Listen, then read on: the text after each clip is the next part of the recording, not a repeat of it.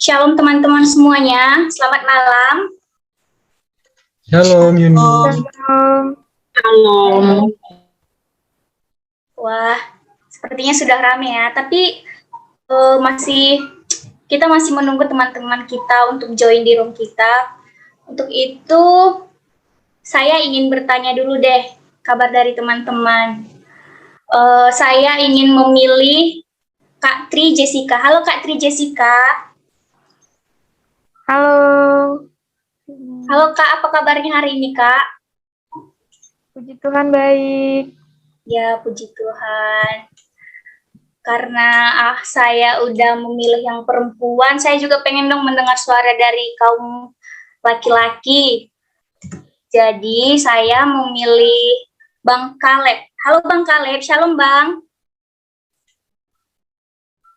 Halo. Halo Bang Kaleb, apa kabarnya hari ini Bang? Haleluya, baik. Baik, puji Tuhan. Kita menunggu teman-teman kita yang lain dulu ya teman-teman, supaya join di room kita malam hari ini.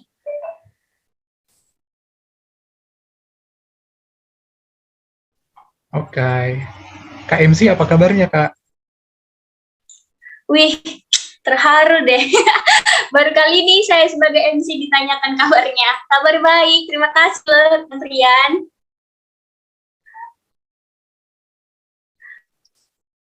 Puji Tuhan kabar baik ya hari ini, meskipun ya banyak sekali ya kegiatan-kegiatan yang harus dilalui, kuliah.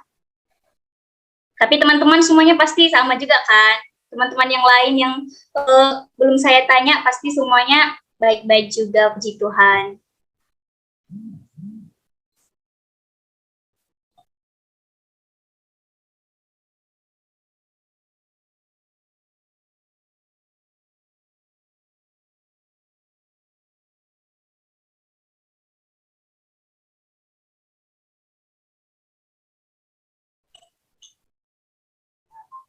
Tapi saya sedih deh nengok teman-teman belum semuanya nih on cam.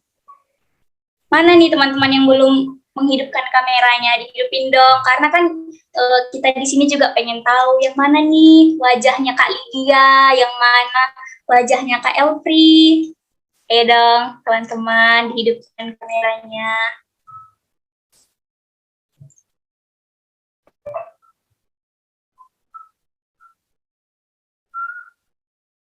Baiklah, kita akan memulai kegiatan kita.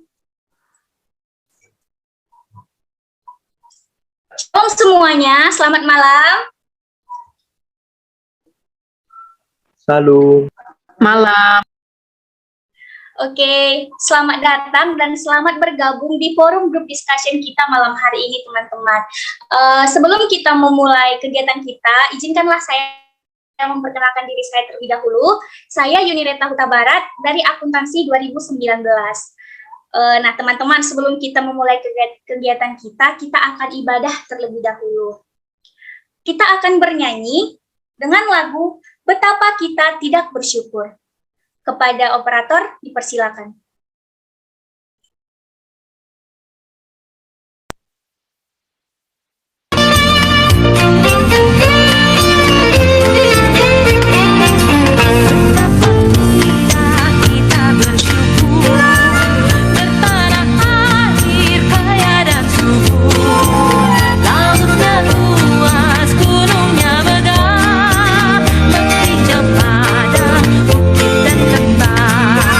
Itu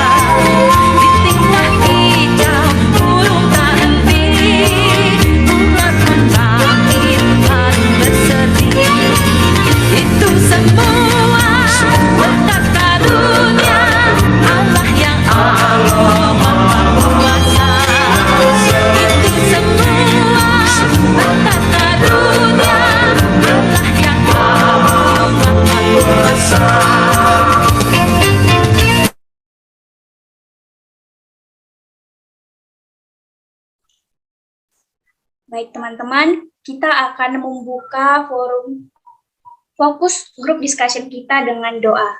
Mari kita satukan hati dan pikiran, kita berdoa. Puji dan syukur kembali kami ucapkan kepadamu Tuhan kami, di mana atas penyertaan-Mu Bapa kepada tiap-tiap kami yang bergabung di dalam Zoom ini. Oleh karena kasih-Mu, kami dapat melewati hari-hari Engkau berikan kepada kami, dari pagi hingga sampai saat ini Tuhan, kami dapat memperoleh berkat dan nafas kehidupan yang Engkau berikan. Tuhan, Engkau melihat, sekarang kami akan mengadakan fokus group discussion Tuhan. Kami, anak-anak-Mu, kiranya Tuhanlah yang selalu menyertai kami Bapa, berkati jaringan, berkati setiap kami Tuhan, yang melayani, yang berkegiatan, mengambil bagian dalam fokus group discussion ini Tuhan, supaya kami bisa mengerjakan bagian kami Tuhan, supaya semua peserta dari fokus group discussion ini benar-benar aktif, dan ketika pun nanti Tuhan kami dapat mendapatkan sebuah kesimpulan yang membawa berkat dan berguna untuk kami ke depannya. Berkati pemateri kami Tuhan yang akan menyampaikan ilmu, supaya kami dapat juga Tuhan menerima apa yang disampaikan oleh beliau. Ya Tuhan Yesus, seluruh rangkaian kegiatan acara kami ini kami serahkan ke dalam tangan pengasihan-Mu, kiranya Tuhanlah yang memberkati kami semua. Di atas segala permohonan kami Bapa, banyak dosa kami perbuat, ampunkan kami Tuhan, agar kami layak disebut anak-anak-Mu. Terpuji termuliakanlah Engkau, melalui anak-Mu Tuhan Yesus kami berdoa dan mengucapkan syukur. Amin.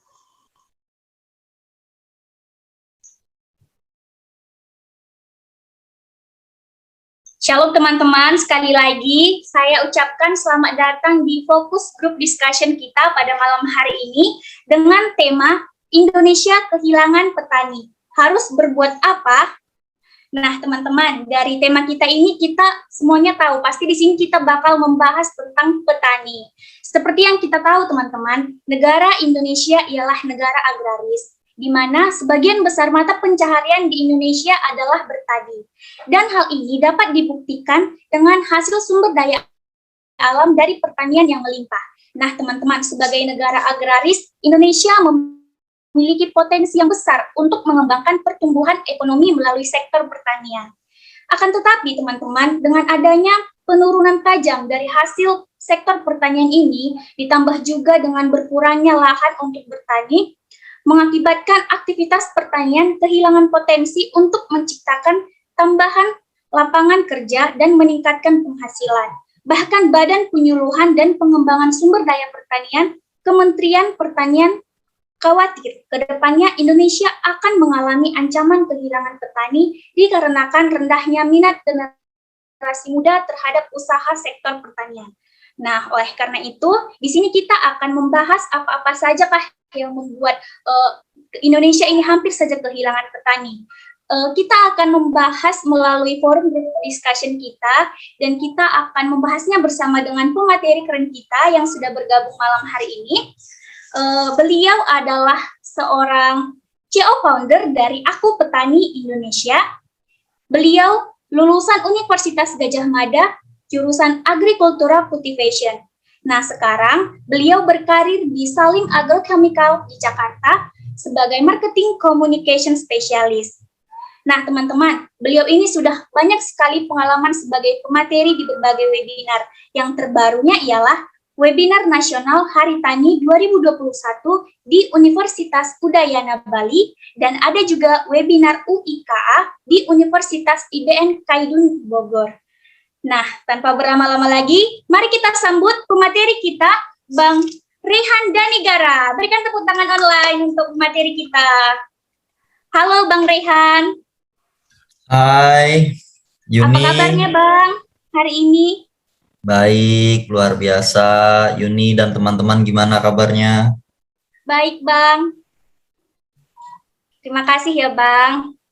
Iya. Baik teman-teman. Ini kan kita akan, sebentar lagi kita akan mendengarkan materi yang dipaparkan oleh Bang Dani. Saya harap teman-teman di sini aktif, karena nanti setelah Bang Dani selesai memaparkan materinya, kita akan ada sesi tanya jawab.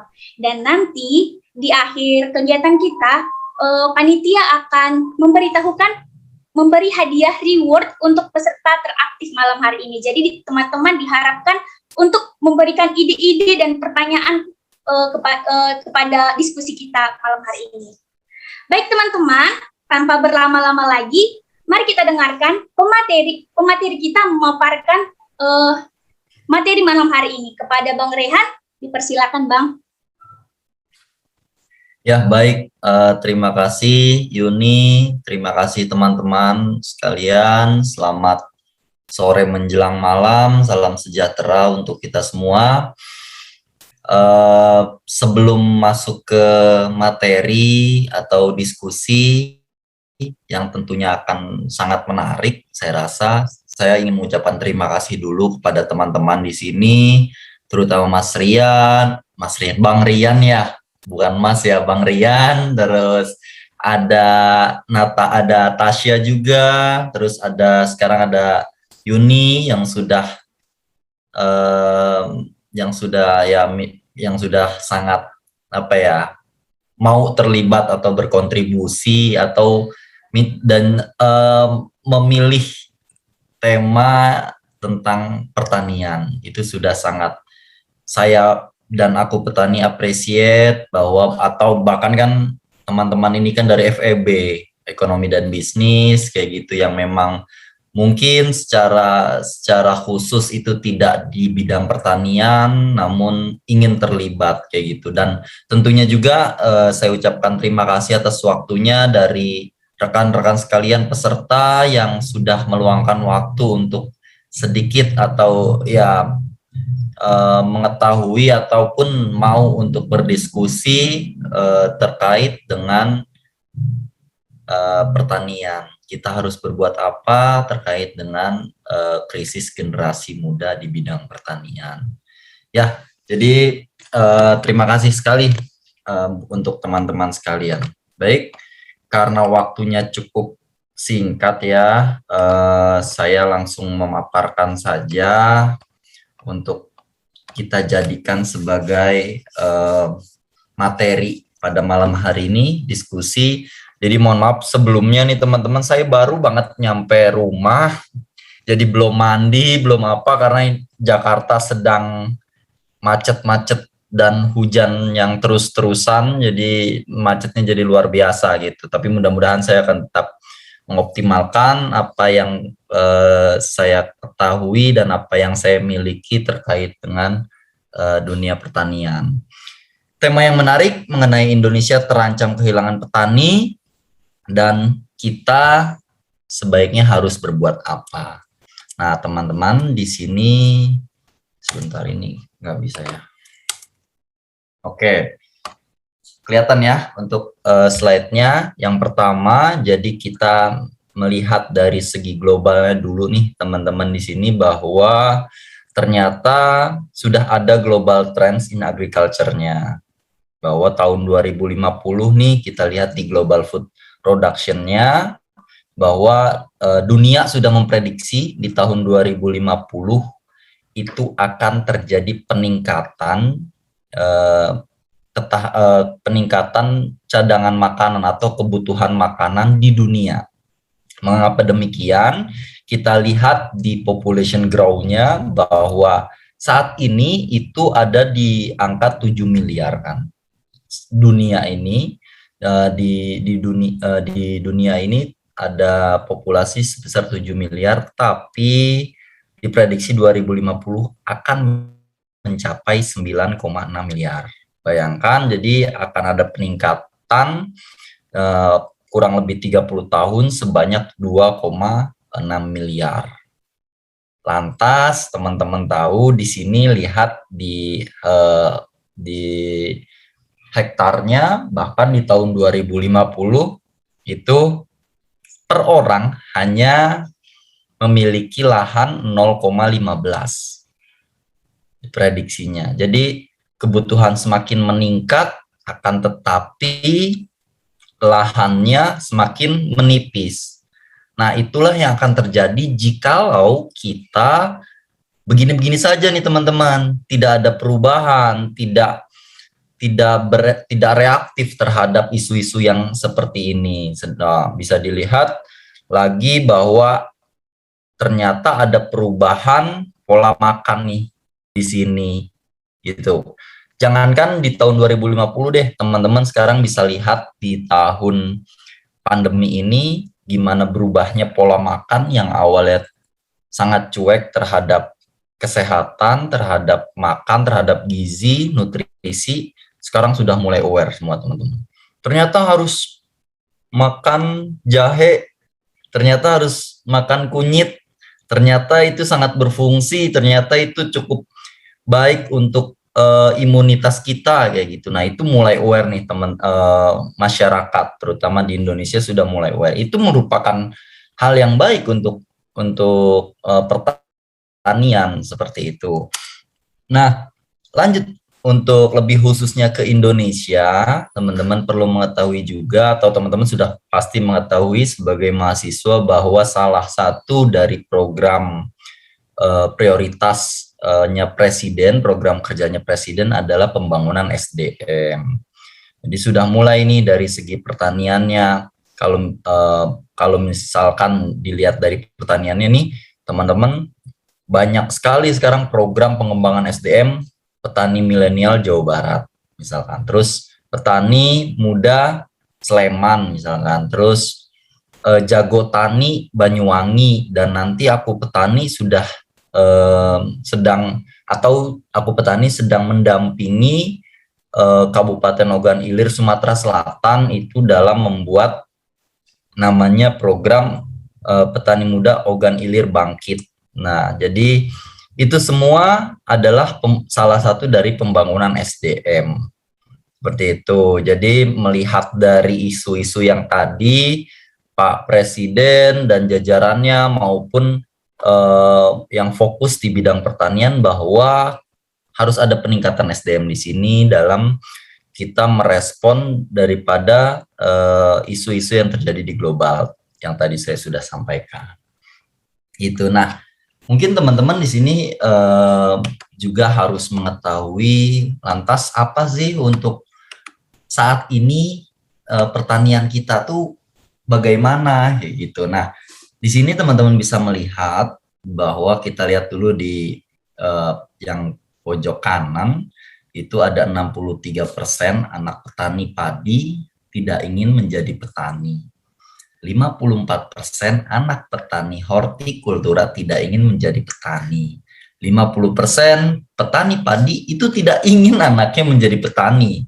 Dan 73% petani hortikultura itu tidak ingin anaknya menjadi petani. Itu faktor yang pertama. Fakta pertanian saat ini demikian. Ini adalah hasil kajian dari Koalisi Rakyat untuk Kedaulatan Pangan, KRKP, pada tahun 2016.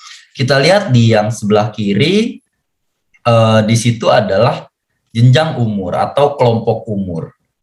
Para petani yang kurang dari 35 tahun itu hanya 12%.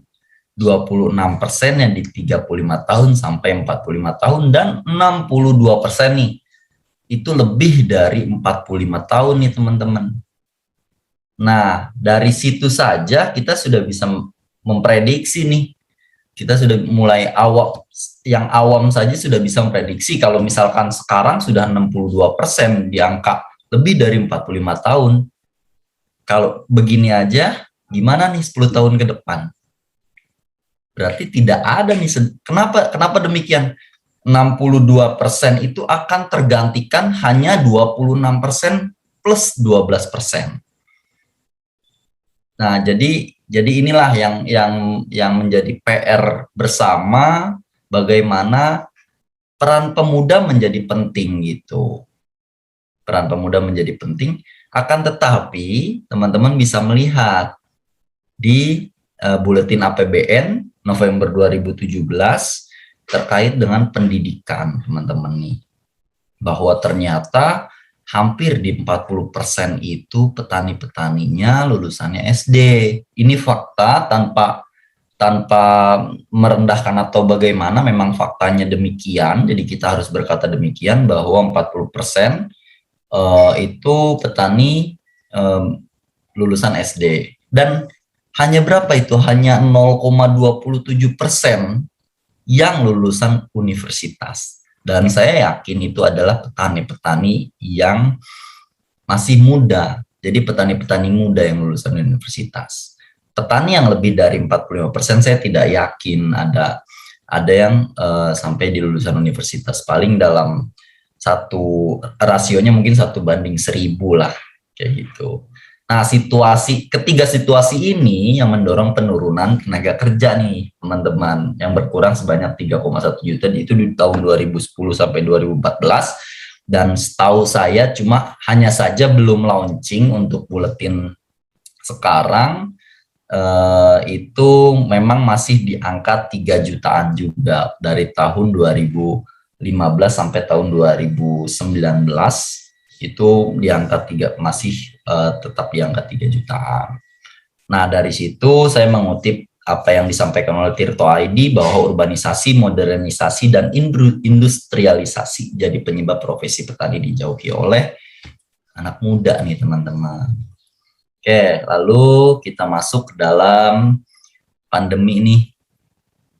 Ketidakpastian waktu kapan pandemi akan berakhir berpotensi mengganggu ketersediaan, stabilitas, dan juga akses pangan itu sendiri. Sekarang kan sudah mulai nih, kita dari mulai isu global bahwa ternyata ketahanan pangan sudah sangat dibutuhkan nih, sudah harus betul-betul disiapkan oleh negara ini, oleh pertanian Indonesia ini. Bapak Presiden juga sudah mempersiapkan atau menjadi salah satu visinya itu pembangunan SDM. Kita juga sudah bisa melihat bahwa ternyata kondisi saat ini di mana pandemi seperti ini pertaniannya sangat dibutuhkan, akan tetapi kondisi dari pertanian yang tadi teman-teman ketahui bahwa untuk saat ini memang masih bertahan. Tapi sustainability-nya untuk pertanian jika tidak kita bersama-sama mengubahnya, itu tidak akan bertahan, ya gitu, tidak akan berkelanjutan karena adanya faktor umur, karena adanya faktor pendidikan, karena adanya doktrin dari si bapak petani tidak ingin anaknya menjadi petani, itu tidak akan terwujud untuk pertanian berkelanjutan yang betul-betul menjamin dari ketahanan pangan ini sendiri. Ya, bisa dilihat teman-teman di sini bahwa pandemi COVID berdampak pada penurunan ketahanan nasional, termasuk dengan ketahanan pangan itu sendiri ya, yang sebesar 2,82 atau dulu masih klasifikasi cukup tangguh, saat ini turun menjadi 2,7. Seperti itu, dan mudah-mudahan setelah kita bisa naik kembali ketika COVID sudah melanda ya teman-teman. Oke, berkaitan dengan lahan sempit atau lahan berkurang nih yang menjadi perhatian juga, yang tadi bahwa lahan semakin berkurang, bahkan di tahun 2050 itu hanya 0,15 per petani atau per kepala per kapitanya. Nah, lihat di sini teman-teman, saya melihat kita membandingkan dari negara-negara lain, Indonesia yang dibilang dengan negara agraris, faktanya itu hanya kepemilikan lahannya hanya 0,2 hektar per kepala, per orang. Itu 10 kali lebih kecil daripada Jepang yang 2 hektar per orang, 15.000 kali dari Australia per orang, itu 3.000 per hektar. Itu di Amerika itu sampai 900 kali, karena di sana itu petaninya memiliki 180-an hektar per orang, atau kita 70 kali dari Uni Eropa. Seperti itu. Jerman di angka 45, Perancis 55 gitu, dan Inggris di angka 59. Nah, ini menjadi PR nih dari kita bersama. Gimana nih caranya? Jadi kita harus mempersiapkan di tahun 2050 ini akan ada isu ketahanan pangan karena adanya populasi yang terus meningkat sampai 2,6 miliar populasi manusia meningkat, sedangkan lahan semakin menyempit, otomatis ketahanan pangan akan terancam. Gimana? Nah, di sini teman-teman bisa melihat juga fakta-faktanya untuk pertanian saat ini. Ini disampaikan oleh Pak Jamhari, Fakultas Pertanian UGM 2021, bahwa pendapatan usaha tani dalam memenuhi kehidupan keluarganya itu si petani itu bisa dibilang cukup lebih dari 50%. Nah, menariknya dari beberapa informasi yang saya dapatkan, cukupnya menurut petani itu parameternya adalah 1 juta nih teman-teman 1 bulan. Nah, itu cukup menurut saya. Oh ya, mungkin ideal untuk mereka gitu, tapi untuk kita, untuk saya dan untuk teman-teman, saya yakin cukup 1 juta untuk satu keluarga. Apakah mungkin kayak gitu? Jadi ini sangat tragis untuk pendapatan si petani-petani kayak gitu teman-teman, dan sangat sedikit ternyata yang sangat berlebih itu, sangat sedikit, mungkin di angka 10% saja di sini. Mengapa bisa demikian? Nah, inilah yang dikeluhkan oleh petani, bahwa yang paling mendasar kendalanya adalah modal yang kecil, kemudian lahan pertanian yang sempit, kemudian ada akses ke sarana produksi yang sulit, terus kredit sulit, akses pasar sulit. Itu jadi inilah yang menyebabkan akhirnya bencana pendapatan usaha tani yang cukup menurun, atau yang cukup kecil terjadi gitu, karena adanya beberapa kendala-kendala demikian. Nah, ini untuk tantangan dalam membangun sistem pangan di Indonesia. Jadi ada pratanam, teman-teman. Tantangan. Bentar.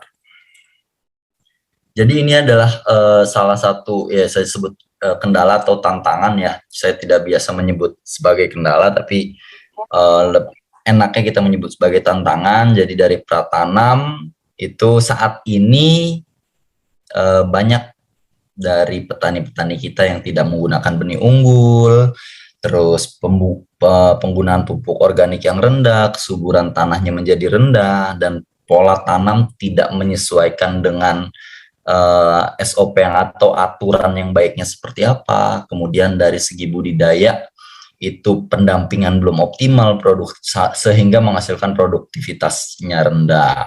Pada akhirnya barang yang menjadi rusak dan terjadilah fluktuasi harga.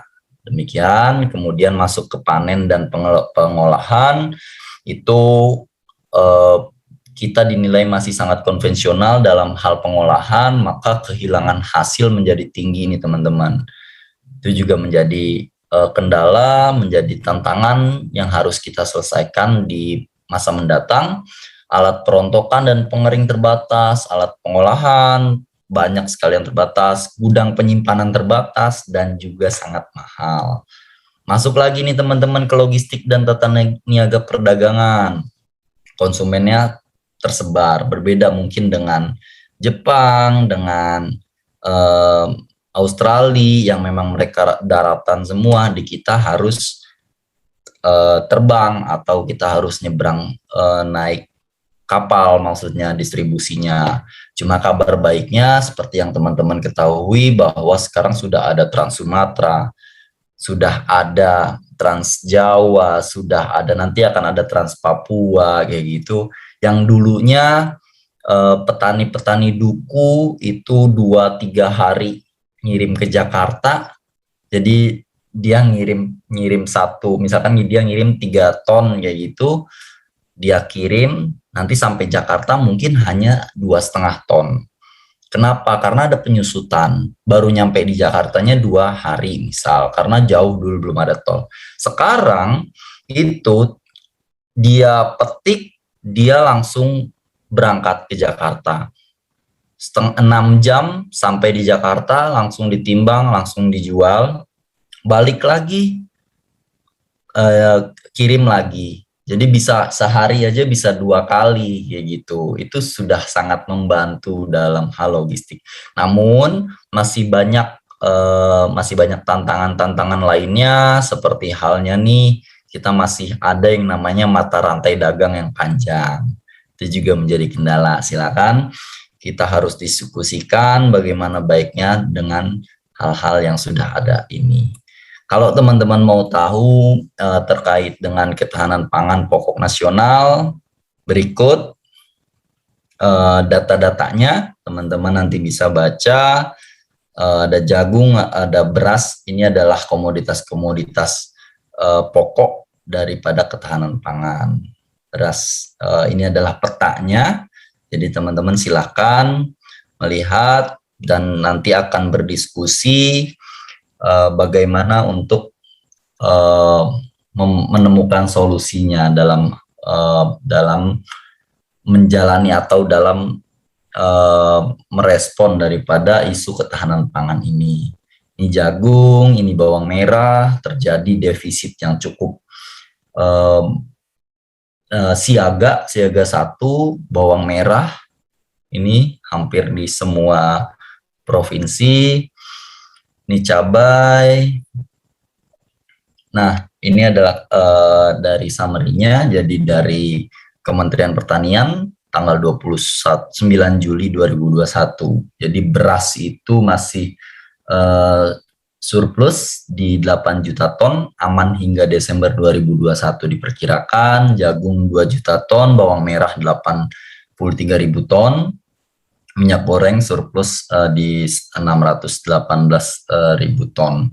Meski demikian, ini masih dikatakan prediksi, tidak ada yang bisa menjamin, karena yang seharusnya, contohnya yang seharusnya ketahanan pangan atau stok ketersediaan pangan sampai di 2025, nyatanya habis sampai dengan di 2021 ini saja, karena adanya banyak permintaan terkait dengan COVID dan juga bantuan-bantuan gitu teman-teman. Dan masuk ke dalam agritech ekosistemnya, bahwa teman-teman harus mengetahuinya juga bahwa yang pertama itu ada di pertanian 1.0, di situ adalah tradisional. Ini adalah pertanian yang hanya menggunakan alat-alat sederhana, cangkul, ember, skop, kemudian apalagi yang betul-betul manual.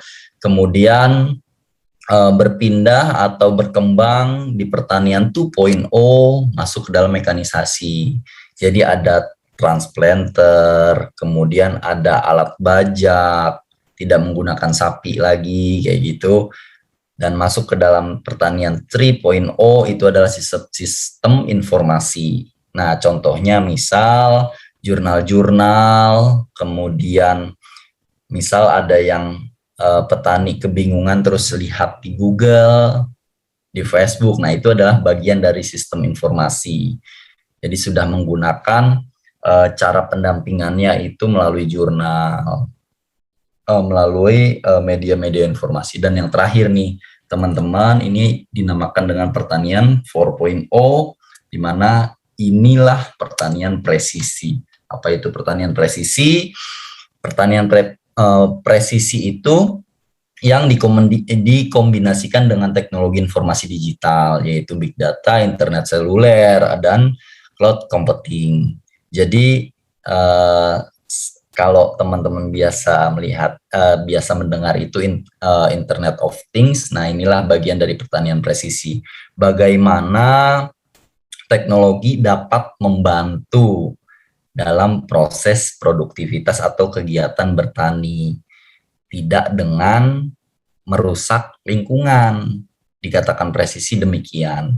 Sekarang yang terjadi itu teman-teman, contohnya misal kita menggunakan pupuk kimia. Menggunakan pupuk kimia dalam satu lubang tanam, taruh misalkan 1 kilo misal dalam 1 tahun.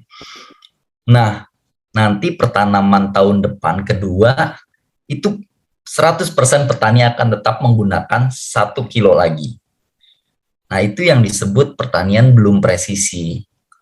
Bayangkan kalau teman-teman di dalam itu masih ada kandungan kimianya, tapi ditambah lagi, dalam kurun waktu 5 tahun, itu akan menjadi racun di dalam tanah sehingga tanahnya tidak subur. Nah, tujuan dari pertanian presisi adalah memonitoring tersebut. Jadi mengatur, jadi dapat dilihat dengan sensor, oh kebutuhannya ternyata hanya setengah kilo nih karena 1 kilonya sudah di tahun lalu, atau di tahun ketiga nggak perlu lagi tapi ditambahkan pupuk lain, pupuk organik semisal. Itulah yang disebut pertanian presisi. Jadi keseimbangan untuk mencapai pertanian yang berkelanjutan. Nah, di sini teman-teman juga harus tahu untuk agritech ekosistemnya. Jadi ya. Maaf Bang, memotong, waktu kita tinggal 5 menit lagi ya Bang. Oke, ini sudah selesai terakhir di slide terakhir. Ini di marketplace, jadi teman-teman bisa melihat hasil dari produk pertanian itu ada di Sayur Box, Tani Hub, Tukang Sayur, dan lain-lain.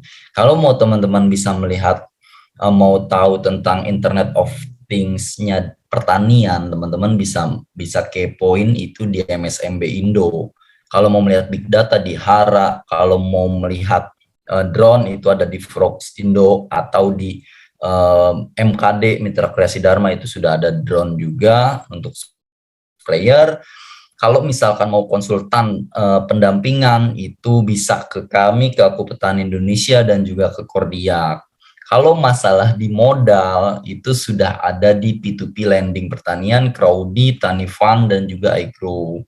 Dan yang terakhir, untuk bisa mengoptimalkan atau menebarkan semangat kepada orang banyak terkait dengan dunia pertanian ini sangat berpotensi dan sangat dibutuhkan di masa mendatang. Jadi bukan hanya di bidang teknologi yang dibutuhkan di masa mendatang, pertanian ini menjadi salah satu bidang yang tidak akan ada matinya, yang selalu dibutuhkan, hanya saja memang membutuhkan kesabaran dalam menjalaninya. Nah, disinilah peran media Aku Petani Indonesia dengan Petani Digital, dengan Agrina, dengan TV Tani, kita sama-sama menebarkan semangat untuk pertanian itu asik gitu. Pertanian itu di Indonesia sangat menarik. Nah, sehingga harapannya itu banyak yang ikut terjun ke dalam dunia pertanian. Demikian saya sampaikan, Yuni, pas ya waktunya ya. Jadi silahkan kalau ada yang bertanya atau mau gimana, Mbak Yuni, atau mau langsung ke diskusi, silahkan. Baik Bang, terima kasih ya Bang Rehan atas pemaparan materinya. Baik teman-teman, saya melihat ada link absen yang sudah dikirimkan oleh panitia di room chat. Teman-teman diharapkan untuk mengisinya. Dan kita sudah mendengar pemaparan materi dari Bang Rehan. Saya yakin teman-teman di sini memiliki banyak sekali pertanyaan, tetapi karena waktu kita terbatas, saya memilih untuk 2 penanya yang terlebih dahulu untuk bertanya kepada Bang Rehan. Pada teman-teman yang ingin bertanya, dipersilakan untuk raise hand.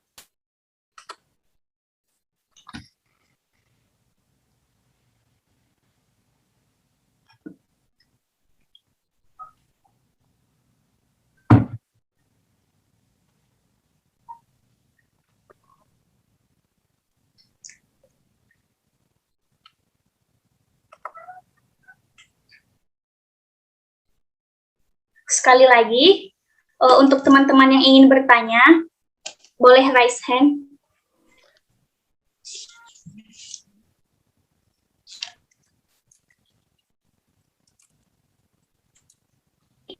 Sudah di sini ada Bang Rian. Kepada Bang Rian, dipersilakan. Oke, terima kasih Yuni sudah mempersilakan. Halo Bang Rehan, halo teman-teman semuanya, perkenalkan nama aku Rian. Yang ingin kunanyakan tadi Bang Rehan sempat menyinggung tentang Aku Petani ID ya, di Petani. Sangat menarik, karena tadi yang aku tangkap bahwasanya Bang Rehan dari UGM gitu ya, kalau tidak salah. Iya betul. Apa ya, kayak kalau misalnya di kampung aku nih Bang, kalau dari lulusan sarjana itu pasti kalau balik lagi ke kampung, terus dia bertani gitu ya, dalam tanda kutip, bakalan dia apa nih Bang, diolok-olok, dibilang percuma nih sarjana gitu Bang. Nah, kira-kira Abang atau tim pernah nggak yang ngalamin seperti itu, dan kira-kira bagaimana respons Abang dan juga kawan-kawan? Terima kasih, kembalikan moderator. Baik, terima kasih Bang Rian. Bagaimana Bang Rehan? Bisa langsung kita dijawab? Iya, terima kasih Bang Rian, pertanyaan yang cukup bagus. Apa yang ditanyakan atau yang disampaikan oleh Bang Rian sebetulnya menjadi dasar kenapa saya dan teman-teman itu membangun Aku Petani. Jadi bermula dari mungkin ya keresahan lah ya, keresahan kita bahwa saya di Fakultas Pertanian tapi saya lulus, ngapain di Fakultas Pertanian, lulus mau jadi petani kayak gitu. Itu agak kurang pas didengar oleh kami pada saat itu, dan juga menariknya pertanian atau profesi petani itu dianggap sebagai profesi pensiun. Jadi kita sudah bekerja dimanapun, nanti kalau udah pensiun mau jadi petani aja, mau petani damai, main burung, minum kopi kayak gitu, jadi petani. Nah, itu yang mau kita kita counter gitu loh, Mas Bang Rian, kita counter, bukan counter bahasanya. Kita mau sampaikan bahwa berdasarkan isu yang sudah ada, pertanian ini seharusnya bisa berpotensi, sangat berpotensi kayak gitu.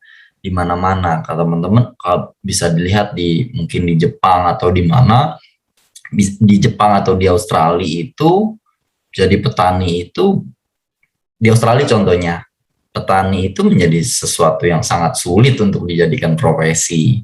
Karena apa? Mereka sudah sangat jelas kayak gitu untuk, kalau petani sudah pasti kaya, itu sudah termindset di mereka.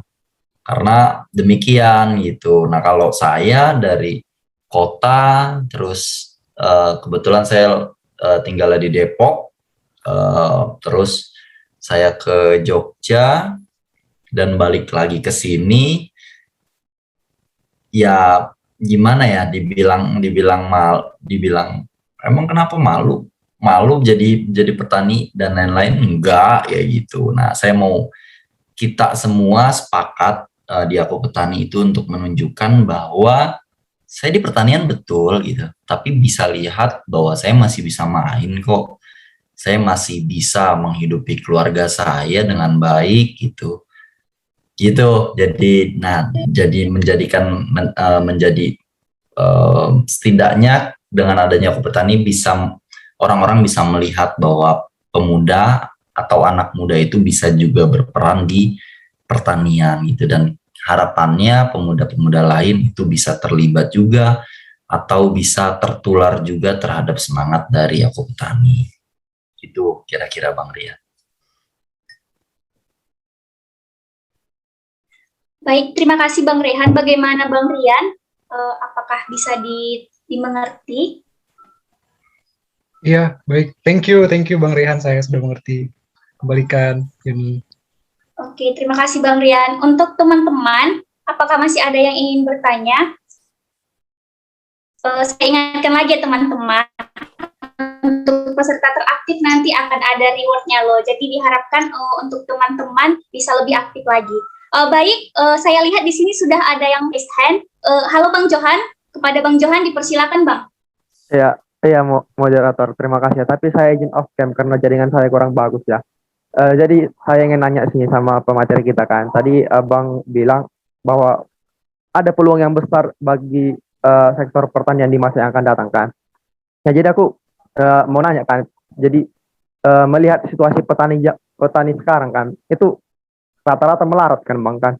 Bahkan seperti Abang bilang tadi, kita masyarakat Indonesia terdoktrin bahwa pekerjaan petani itu merupakan pekerjaan yang rendahan kan. Nah, karena melihat kondisi itu kan Bang. Jadi aku mau nanya, karena tadi Bang bilang ada peluang besar. Jadi apa masalah yang terjadi sekarang? Makanya petani itu banyak melarat Bang. Itu dikembalikan yang moderator. Baik, terima kasih Bang Johan. Kepada Bang Rian dipersilakan. Thank you Bang Johan. Saya selalu senang kalau misalkan diskusi dengan abang-abang dari Sumatera Utara ini sangat sangat tegas dan sangat jelas kayak gitu, terutama dari pemikiran-pemikiran yang sangat baik. Ya, jadi gini, saya juga akan menjelaskan dulu terkait dengan peluangnya gitu. Jadi mengapa saya bilang ini sangat berpotensi di masa yang akan mendatang pertanian ini, mengapa, dan dari situ baru juga saya akan menjelaskan mengapa juga saat ini masih dibilang tanda kutip petani melarat gitu ya. Oke, yang pertama terkait dengan peluang, mengapa saya bilang. Tadi sudah saya sampaikan di slide pertama bahwa adanya isu di tahun 2050 bahwa kita itu akan menyambut nih peningkatan populasi dunia, maksudnya populasi manusia atau populasi orang di dunia itu akan meningkat. Itu butuh makan. Dari mana? Dari pertanian. Satu. Yang kedua, itu bisa lihat dari segi umur petaninya bahwa sekarang itu bahkan di angka 50 tahun, 60 tahun itu sudah menjadi petani. Penerusnya siapa? Masih sangat minim atau bisa dikatakan sebagai krisis. Logikanya ketika tidak ada penerusnya, padahal peluangnya sudah sangat tinggi, itu menjadi peluang dong buat kita ya, di masa yang akan mendatang. Gitu. Yang kedua, ya, terus kemudian yang ketiga nih, teman-teman, perlu diketahui juga bahwa lahan kita, maksud saya di Indonesia ini, itu kan ada tuh lagu yang, tahu lagunya Kus Plus yang kayu dan batu aja jadi tanaman kayak gitu. Nah, itulah yang dimaksud. Kalau di Jepang, kalau misalkan di Jepang atau di New Zealand itu harus nunggu musim, itu harus betul-betul di gudang, penyimpanan benihnya harus betul-betul di gudang dengan suhu ruang yang tertentu kayak gitu, itu sangat sulit. Nah, kita ditaruh aja, lempar aja biji cabai itu ternyata tumbuh, misalkan contohnya, itu udah sangat berpotensi gitu. Nanti dunia akan bergantung kepada Indonesia karena adanya lingkungan atau cuaca dan iklim yang mendukung terhadap dunia pertanian. Oke, nah kendalanya yang saat ini mengapa bisa disebut dengan melarat? Yang pertama, itu tentu di kebijakan. Saya tidak akan banyak membahas mengenai kebijakan karena itu menjadi sesuatu atau kita perlu sesi yang lebih lama lagi terkait dengan kebijakan-kebijakan pemerintah, tapi saya menilai saat ini sudah lebih baik daripada sebelumnya. Jadi dari situ sudah bisa dilihat bahwa kita itu cukup ada peningkatan dari segi kebijakan. Dari mana saya bisa melihat? Dari program-program yang sudah ada. Setiap pemimpin daerah itu diinstruksikan untuk adanya peningkatan atau pengembangan di dunia pertanian. Itu sudah mulai didukung. Oke, kemudian yang kedua, tantangannya atau saat ini yang terjadi nih Mas Johan ya. Mas Johan atau teman-teman yang lain bisa melihat bahwa pendidikannya dari petani-petani yang saat ini ada itu hampir di 60%, 62% itu lulusan dari SD. Mohon maaf, tanpa mengurangi rasa hormat kepada petani-petani di Indonesia, namun kita tidak bisa pungkiri adanya hal tersebut atau bekalnya tersebut menjadikan pengembangan atau perkembangan dunia pertaniannya itu menjadi sangat lamban gitu. Coba deh teman-teman ke petani, terus teman-teman kasih tahu aja, Pak seharusnya kayak gini. Nah teman-teman pasti langsung dia akan ngetip, enggak saya biasanya kayak gini kok gitu. Nah ketidakadanya pengetahuan tersebut itu menjadi kendala gitu Mas Johan. Nah saya bisa melihat itu sebetulnya ada di orang-orang Australia pada zaman dulu. Orang-orang di Jepang pada zaman dulu itu demikian juga sama. Tapi mereka sudah melakukan melakukan yang namanya perbaikan atau pengembangan SDM lebih dulu sehingga hasilnya saat ini. Nah, kita itu lebih lambat dalam hal pengembangan SDM-nya gitu. Jadi SDM adalah yang paling utama. Di Jepang SDM sangat baik SDM-nya, dia bisa memodifikasi lingkungan pada akhirnya sehingga bisa nanam di gedung, bisa nanam pada saat musim salju gitu. Dia modifikasi sendiri untuk lingkungan lingkungan tanamnya gitu. Di Indonesia nggak perlu melakukan modifikasi lingkungan, tinggal tanam saja gitu. Cuma memang pengetahuan yang masih kurang. Gimana caranya untuk bisa untuk bisa menghindari atau memperbaiki hal demikian? Anak muda harus terlibat. Pemuda-pemuda yang saat ini ada itu harus terlibat di dunia pertanian. Nah, yang saya bilang tadi, mungkin di dunia informatika sudah sangat banyak yang jago. Kita tidak akan bisa menang dengan India kalau dalam hal informatika, mungkin kayak gitu. Tapi kita akan sangat bisa menang di dunia pertanian dengan siapapun karena adanya populasi kita yang sangat tinggi. Banyak sekali.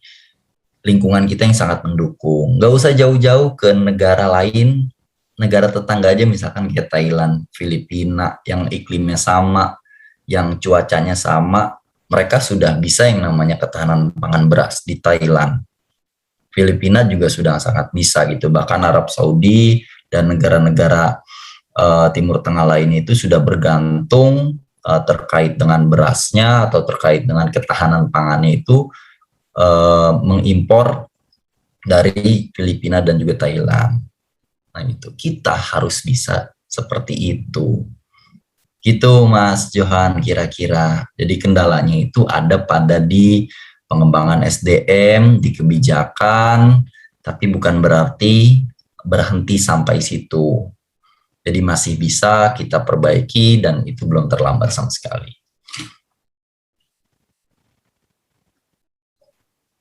Baik, terima kasih Bang Rehan atas jawabannya ya Bang, yang sangat-sangat bisa diterima menurut saya. Sama juga karena kan sekarang kita tahu bahwa Indonesia seperti yang kata Bang tadi, petaninya itu di kalangan yang tamatan SD gitu kan Bang. Jadi pola pikir untuk memajukan dalam sektor teknologi misalnya masih kurang begitu. Bagaimana Bang Johan, apakah Abang bisa puas dengan jawabannya? Ya, terima kasih. Terima kasih Bang Rayhan. Ya, jadi saya tangkapnya emang walaupun Halo Bang Johan, maaf Bang, suaranya tidak Halo. Ya, jadi saya yang nangkapnya itu memang ada terkendala pada sumber daya manusianya ya. Padahal iklim Indonesia, lingkungan Indonesia itu memang sangat-sangat baik dibandingkan negara-negara yang lain kan. Tapi memang masalah SDM ini lagi-lagi. Jadi mudah-mudahanlah orang-orang muda seperti kita kan mahasiswa juga bisa berperan aktif lah dalam memberikan sosialisasi kepada orang-orang tentang pentingnya bertani ini. Ya, terima kasih moderator. Baik Bang Johan, terima kasih Bang Johan. Baik teman-teman, karena waktu kita untuk sesi tanya jawab sudah selesai, jadi mari kita ucapkan terima kasih kepada Bang Rehan atas pemaparan materi dan juga jawaban-jawaban yang sangat membantu kita dalam mengerti bagaimana keadaan pertanian di Indonesia sekarang ini. Baik teman-teman, karena saya juga yakin teman-teman di sini sudah agak sedikit lelah, untuk itu kita akan mengadakan ice breaking. Jadi saya sebagai moderator menyediakan sebuah games tebak gambar. Jadi saya minta dong kepada teman-teman yang belum on cam segera menghidupkan kameranya karena kita akan segera bermain tebak gambar. Kepada operator, boleh dong Kak di gamesnya di share kepada kita.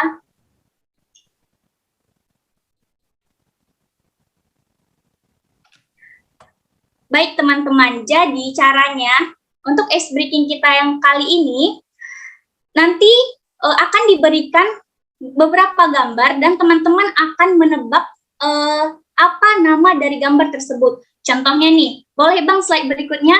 Ini masih contoh ya teman-teman. Contohnya nih ya, saya kan di sini ada membuat clue di bawah. Nama buah. Nah, di sini ada jam. Terus ditambah dengan bu, maka jambu. Ini ada batu. Maka jawabannya ini apa teman-teman? Boleh dong dibahas di room chat? Nah, betul. Nanas. Benar, jawabannya jambu batu. Jadi teman-teman diharapkan ini kan masih percobaan. Setelah ini kita akan melakukan games yang beneran ya teman-teman. Ini tadi kan cuma percobaan. Nanti diharapkan teman-teman menjawabnya di kolom chat.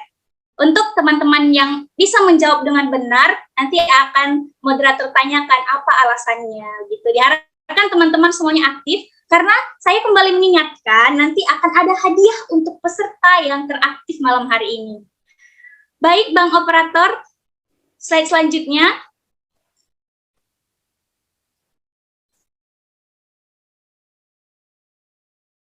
Baik, ayo teman-teman. Ini clue-nya nama hewan. Silahkan dijawab di kolom chat kita.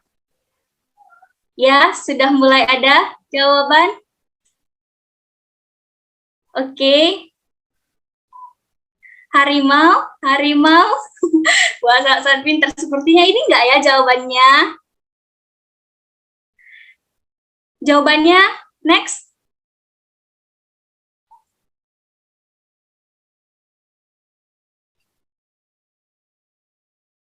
Next, Bang. Benar sekali, harimau ya. Jadi siapa nih teman-teman yang duluan menjawab? Jonathan Sitorus. Halo Bang Jonathan. Ya, halo, Kak. Halo Bang. Ini Abang jawabnya harimau. Kenapa Bang bisa menjawab harimau? Dan ternyata benar Ada nih orang jawabannya. lari. Oh, izin ngejawab nih, Kak. Itu ada orang lari, L-nya ganti jadi H, berarti kan hari. Madu, kurang inde. Mau, ya, harimau. Ya, benar sekali ya teman-teman. Berikan dong tepuk tangan online untuk teman kita Bang Jonathan Sitorus. Benar sekali ya, jawabannya adalah harimau. Oke, soal selanjutnya. Next, Bang. Oke, teman-teman. Ayo, ini clue-nya kata kerja. Ada yang bisa menebak? Sepertinya tidak secepat harimau. Ayo, teman-teman. Bangun tidur. Apakah bangun tidur? Raih mimpi. 3, 2, 1. Next, Bang, untuk jawabannya.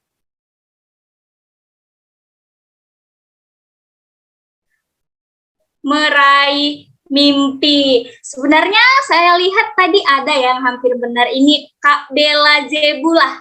Halo Kak Bella. Ini MC anggap benar dong ya, karena kan MC yang buat jawabannya kan. Jadi suka-suka MC dong. Halo Kak Zebula. Halo Kak Bella. Ya, sepertinya Kak Bella tidak bisa mendengar suara saya. Halo Kak Bella. Mungkin masalah jaringan ya teman-teman. Ya udah deh, langsung saja saya yang menjelaskan. Jadi jawabannya ialah meraih mimpi. Di mana di gambar yang pertama ini kan ada tangan yang meraih. Nah, terus ada perempuan yang sedang tidur. Perempuannya ini sedang mimpi. Nah, clue-nya adalah kata kerja dan jawabannya adalah meraih mimpi. Teman-teman, sepertinya waktu kita sudah habis ya untuk ice breaking. Hanya sekianlah yang bisa saya berikan sebagai ice breaking-nya. Sudah boleh di stop, Bang Operator. Bagaimana teman-teman? Apakah masih semangat? Boleh direspon.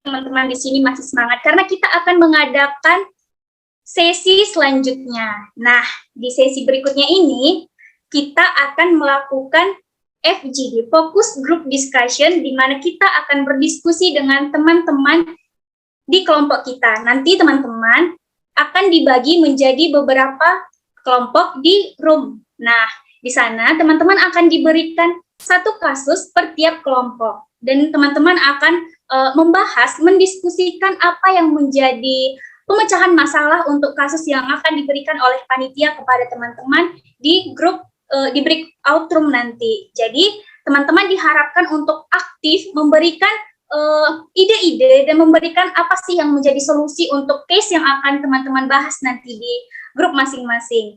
Nanti setelah teman-teman kembali ke main room, teman-teman akan memaparkan hasil daripada diskusi teman-teman di breakout room dan akan diberikan tanggapan dan komentar oleh Bang Abang pemateri kita, Bang Rehan. Jadi teman-teman diharapkan untuk aktif untuk berdiskusi. Kepada panitia boleh membagi teman-teman kita ke breakout room masing-masing.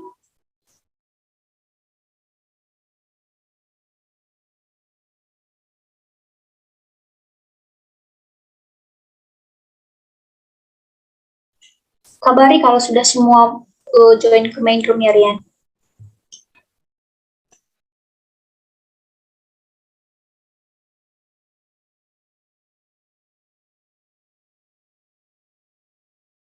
Oke. Teman-teman dari kelompok 2 sama 3 belum ada di sini.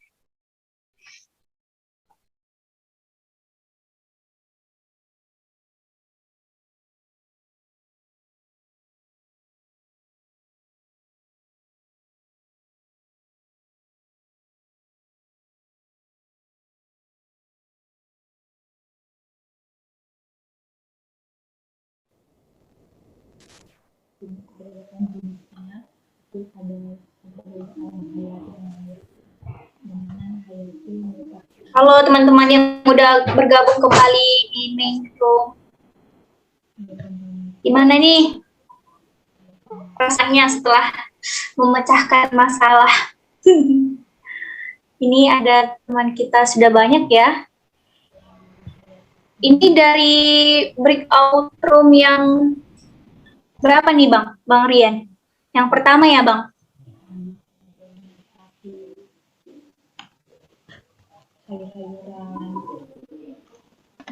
Ya nanti yang pertama aja Kak duluan mungkin. Tapi ini belum semuanya kan Bang? Apakah semuanya ini Udah udah? kok. Teman-teman udah. semua udah ada di dalam kok. Ya. Oke. Baiklah teman-teman, karena teman-teman sudah selesai mengadakan diskusinya, kita akan melangkah ke sesi selanjutnya. Saya mau melihat apakah abang kita sudah di sini. Halo Bang Rehan. Ya, Yuni. Halo. Halo Bang. Baik Bang, teman-teman sudah selesai mengadakan diskusi. Kita akan masuk ke diskusi yang selanjutnya. Maksud saya pemaparan. Yang seperti yang saya sebutkan sebelumnya, di sini teman-teman akan memaparkan hasil diskusi teman-teman di breakout room tadi. Nah, selanjutnya setelah pemaparan diskusi dari kelompok pertama sampai kelompok terakhir, nanti akan ada tanggapan dan komentar dari Bang Rehan terkait dengan case yang udah dibahas dan dipaparkan oleh teman-teman. Jadi, saya mengarahkan dimulai dari breakout room yang pertama dan dilanjutkan dengan breakout room yang kedua dan begitu seterusnya. Kepada teman-teman yang di breakout yang pertama, dipersilakan untuk memaparkan materinya.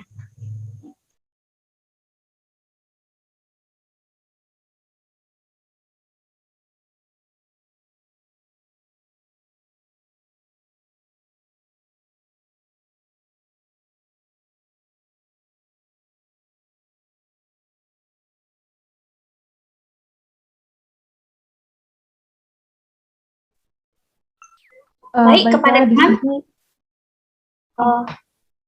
Baik, dipersilakan waktunya 5 menit ya, teman-teman, untuk setiap kelompok. Nah, seperti tadi yang sudah dikasih oleh penitia, sebuah kasus yang sudah disediakan untuk kita cari tahu solusinya. Di sini analisis kasus atau define the problem yang bisa kita dapat itu, yang pertama adanya para petani Indonesia belum siap dengan perkembangan teknologi. Nah, masalah utama yang mungkin ada dalam kasus ini kan,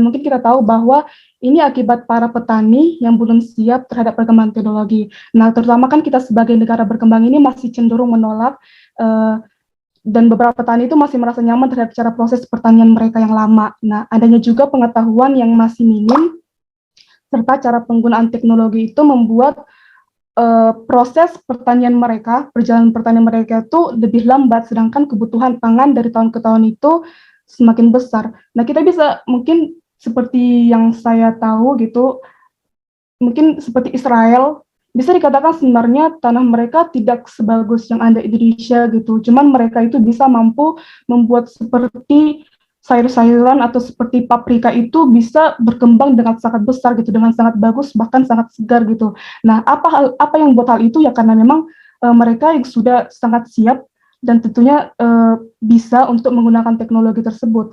Nah, jika dibandingkan Indonesia yang mungkin seperti saya katakan tadi belum mau untuk menerima gitu, belum siap untuk menerima teknologi tersebut.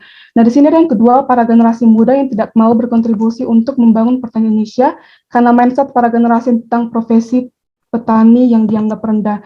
Nah, ini juga salah satu alasan mengapa memang pertanian di Indonesia ini memang cukup susah berkembang itu karena memang mindset para kita generasi muda ini selalu menganggap bahwa seorang petani itu ya hal yang rendah gitu. Mindset itu yang menjadikan para generasi muda itu tidak mau berkontribusi dalam membangun pertanian Indonesia. Mereka lebih mengacu pada mungkin aku pengen menjadi pengusaha sukses, aku pengen ini, saya pengen ini gitu. Namun melewatkan sebuah pertanian tersebut gitu, kegunaan pertanian tersebut sangat perlu untuk kebutuhan kita di masa mendatang. Nah, di sini juga yang ketiga, para petani yang kurang bijak menggunakan bantuan pemerintah atau pengetahuan kurang dalam memanfaatkan. Nah, sebenarnya seperti yang tadi dijelaskan diskusi kita tadi kan, pemerintah kan sudah melakukan berbagai kebijakan. Nah, sebenarnya para petani itu yang memang kurang mau gitu. Apalagi memang sebenarnya itu disebabkan juga sih sama karena pengetahuan mereka yang masih minim, sehingga selalu menganggap bahwa jika mereka melakukan teknologi tersebut itu mengganggu kesejahteraan mereka juga gitu. Mungkin next.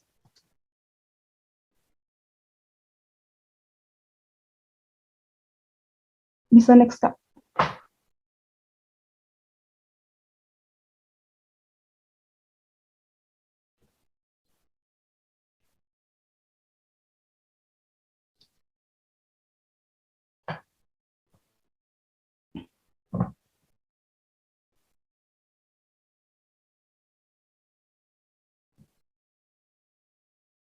Bisa di next, Kak.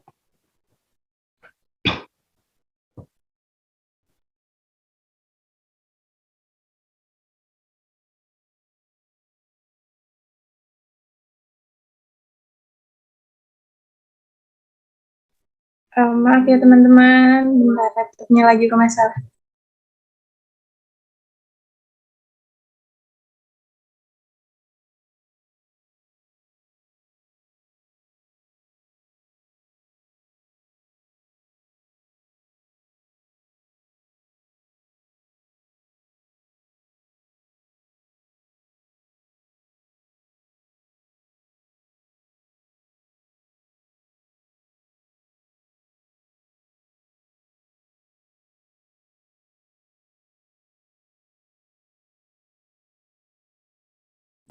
Udah kelihatan?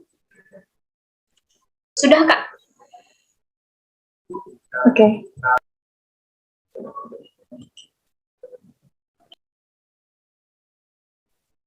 Nah, di sini mungkin ada solusi yang bisa dilakukan, yaitu ya, mengadakan penyuluhan kepada petani atau memanfaatkan teknologi dengan baik.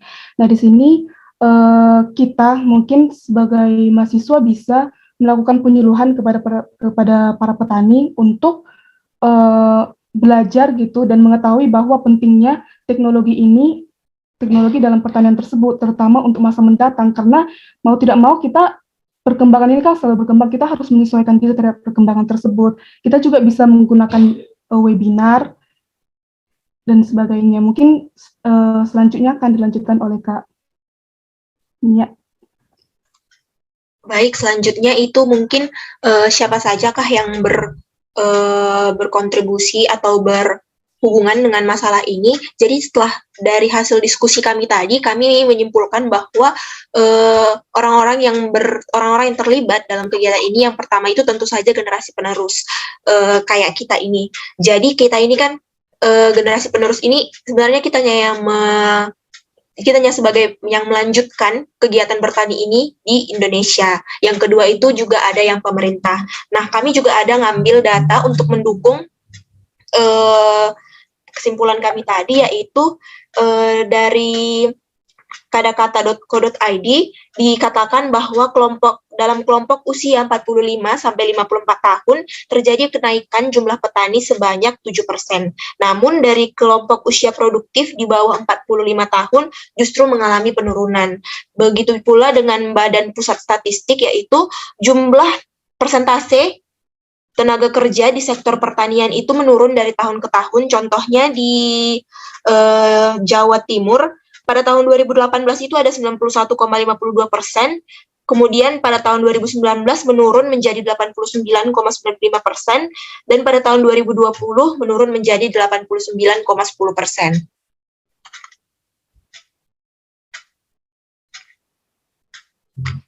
Mungkin rekomendasi solusi yang kami bisa simpulkan itu, yang pertama itu adalah memberikan penyuluhan kepada petani ataupun kepada masyarakat. Mungkin cara-cara simpelnya yaitu seperti melakukan webinar seperti kita sekarang ini, secara tidak langsung ini mendidik kita untuk melakukan kegiatan bertani. Walaupun kita mungkin kita ini kan jurusannya ekonomi gitu, sebenarnya nggak terlalu berpengaruh, bukan nggak terlalu berpengaruh, kurang berhubungan terhadap kegiatan bertani. Tapi apa salahnya kalau misalnya kita juga mulai bertani sedikit-sedikit gitu. Yang kedua itu ada sosialisasi langsung kepada petaninya. Dan kami juga berpikiran bahwa kegiatan bertani ini sebenarnya tidak harus petani yang merealisasikan, bisa juga masyarakat seperti kita. Dan juga media yang dibutuhkan bukan selalu besar, bisa juga kita memanfaatkan mungkin lahan kecil depan rumah kita dengan kita menanam cabai, tomat gitu, tanaman kecil yang mungkin bisa kita gunakan hanya untuk kebutuhan kita sendiri aja. Oke, sekian presentasi dari kami. Kami kembalikan kepada moderator.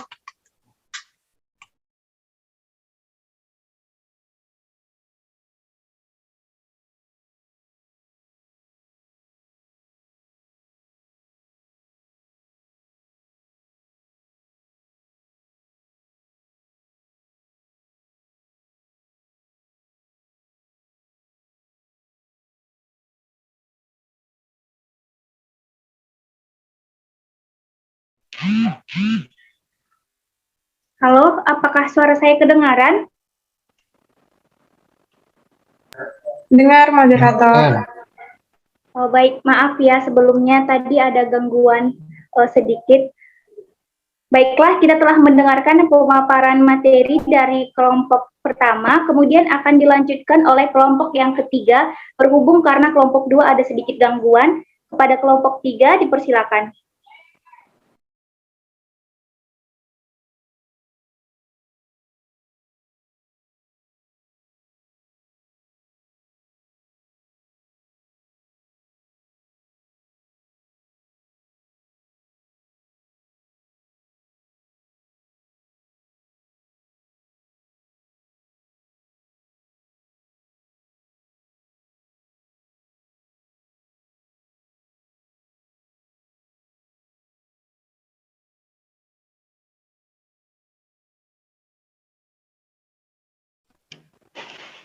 Halo teman-teman kelompok 3. Sebentar Kak ya. Oh, baik. Bentar ya moderator, mungkin ada sedikit kendala di share screen.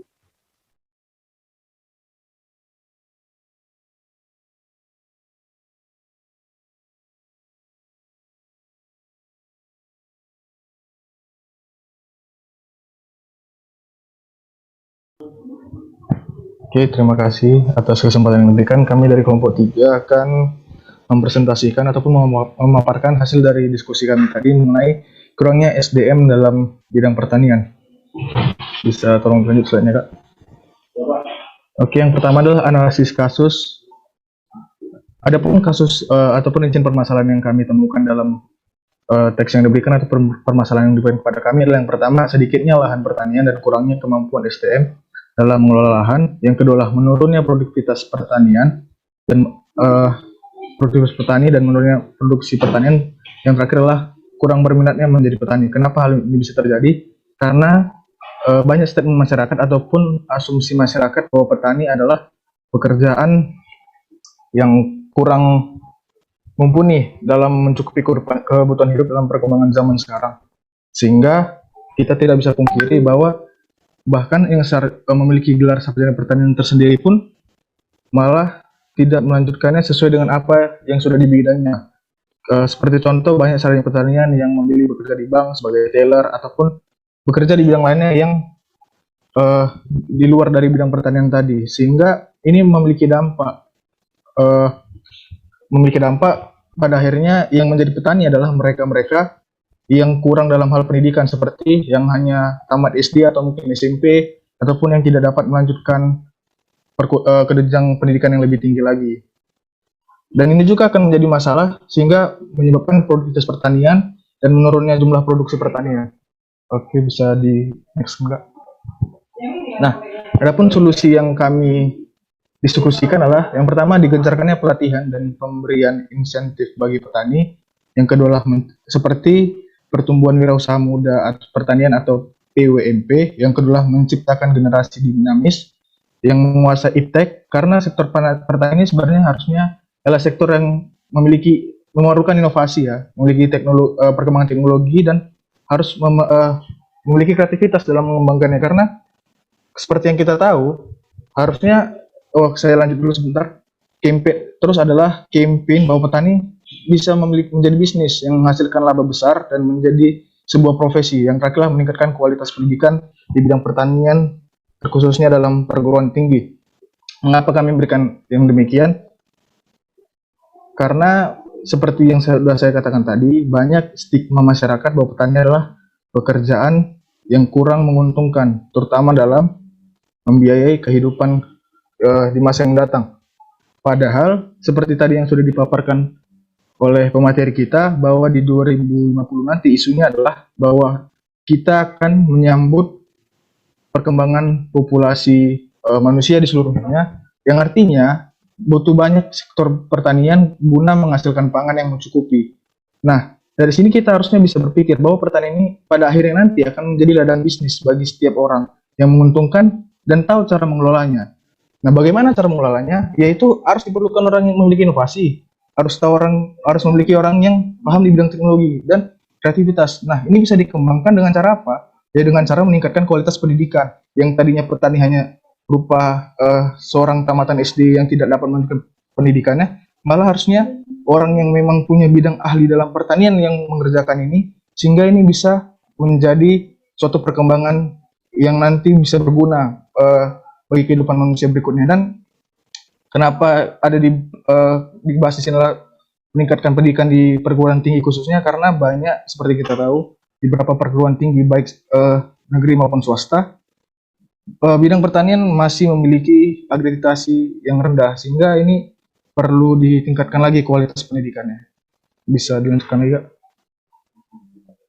Nah, yang dapat menangani problem dalam SDM pertanian adalah yang pertama adalah masyarakat, yang kedua adalah pemerintah, yang berikutnya adalah generasi muda. Masyarakat berperan sebagai pemberi inovasi, sebagai orang yang menjalankan pertanian, pemerintah adalah dalam hal memberikan kebijakan, memberikan modal, memberikan lahan, atau terkhusus dalam seperti Kementerian Pertanian ataupun perdagangan yang nantinya bisa menguntungkan dan mesejahterakan petani. Dan tadi masyarakat juga harus berani mengubah stigma dan pola pikirnya tentang pertanian yang awalnya jelek menjadi sebuah ladang bisnis yang bagus ataupun ladang profesi yang bagus dalam kehidupan ke depan. Dan generasi muda adalah kita-kita ini yang harusnya memiliki inovasi yang lebih lagi, memiliki kemampuan dalam hal memberikan kemampuan dalam teknologi, karena kita adalah orang-orang yang akan menjadi penerus dalam kemajuan negara untuk berikutnya. Nah, analisis kasus dalam data yang kami berikan adalah menurut data BPS yang ditunjukkan terjadi banyak penurunan angka kerja pertanian. Yang pertama adalah pada tahun 2014 ada sekitar 34% petani. Pada 2017 turun menjadi 31,9 dan pada 2019 terakhir adalah turun menjadi 29,5%. Dan bahkan pendidikannya ketika disurvei pada tahun 2016 sampai 2019, tenaga kerja pertanian hanya didominasi oleh yang memiliki pendidikan sekolah dasar ke bawah ataupun mereka yang tidak dapat melanjutkan ke pendidikan yang lebih tinggi. Dan yang bekerja sebagai di bidang pertanian dari mereka yang lulusan perguruan tinggi gak lebih dari 2%. Ini sangat mempengaruhi dalam hal pertanian tadi, sehingga harusnya kita sebagai masyarakat Indonesia yang memiliki keunggulan di bidang agraria harusnya bisa mengembangkan ini dan menaikkan jumlah persentase tersebut. Terima kasih. Baik, terima kasih untuk kelompok 3 atas pemaparan materinya. Selanjutnya kita akan mendengarkan pemaparan materi dari kelompok 2. Seperti yang saya katakan sebelumnya, waktunya itu 5 menit per kelompok. Silakan menggunakan waktu dengan seefektif mungkin. Silakan kepada kelompok 2 untuk memaparkan materinya.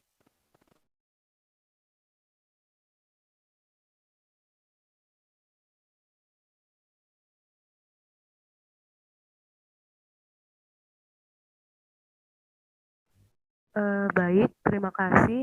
Sebelumnya saya izin off cam ya karena ada gangguan nih.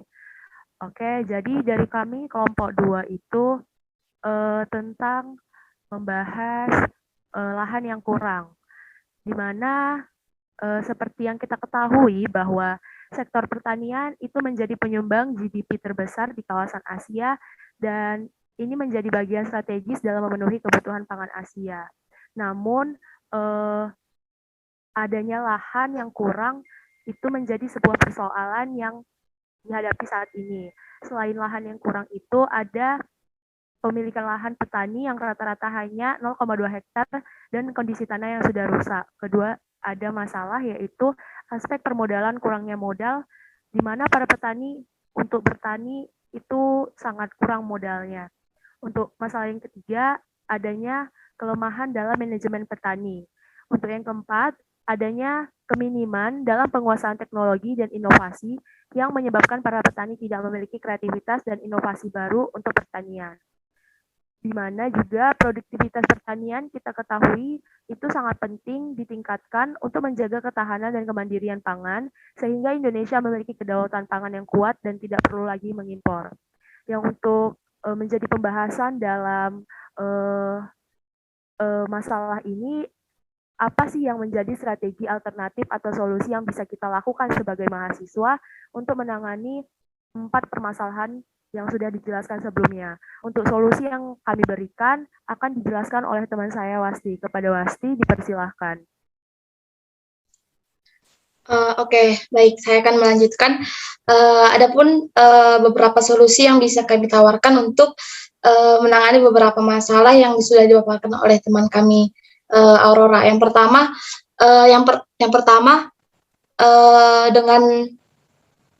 dengan membuat lahan yang minimalis dan memaksimalkan lokasi atau tempat seperti mungkin dengan tanaman-tanaman yang kayak sayur gitu atau tanaman-tanaman lain itu bisa dilakukan dengan tanaman hidroponik gitu. Kemudian yang kedua ada memberikan subsidi gitu kepada para petani, mungkin dari subsidi dari alat-alat teknologi, ini dari mungkin subsidi dari pemerintah ya. Kemudian mendampingi atau memberikan penyuluhan kepada petani, mungkin untuk membantu untuk manajemen dari para petani. Kemudian perlu gitu kesadaran daripada para mahasiswa untuk memberikan kontribusinya lagi kepada untuk meneruskan gitu generasi dari pertanian kita. Kemudian yang berikutnya, oke.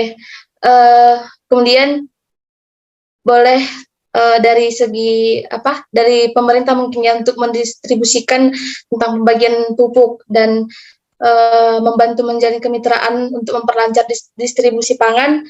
Dan yang terakhir ada mahasiswa untuk lebih inovatif itu untuk menciptakan sesuatu yang teknologi yang baru dan yang memberikan modal yang minimal. Demikian hasil presentasi dari kelompok kami kembalikan kepada moderator. Baik, terima kasih kelompok 2 atas pemaparan materinya. Kita akan mendengarkan pemaparan materi dari kelompok 4. Kepada kelompok 4 dipersilakan waktunya selama 5 menit.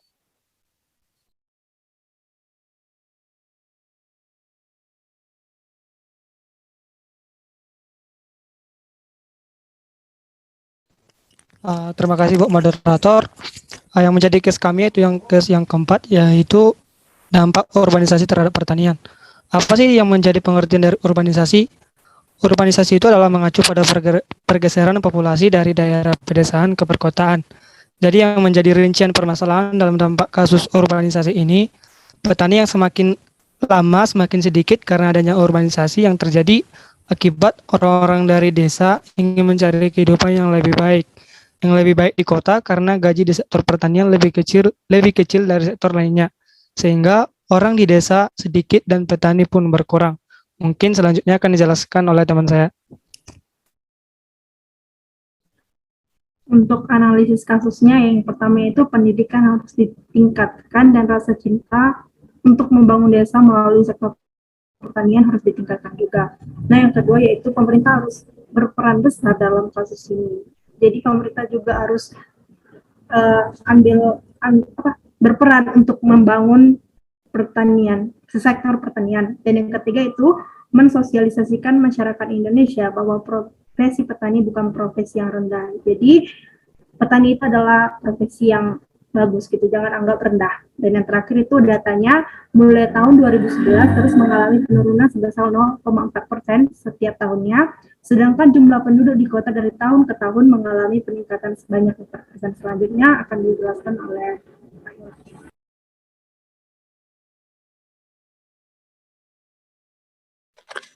Baik, selanjutnya pendidikan di desa yang kurang baik, sehingga sangat diperlukan adanya tindakan agar petani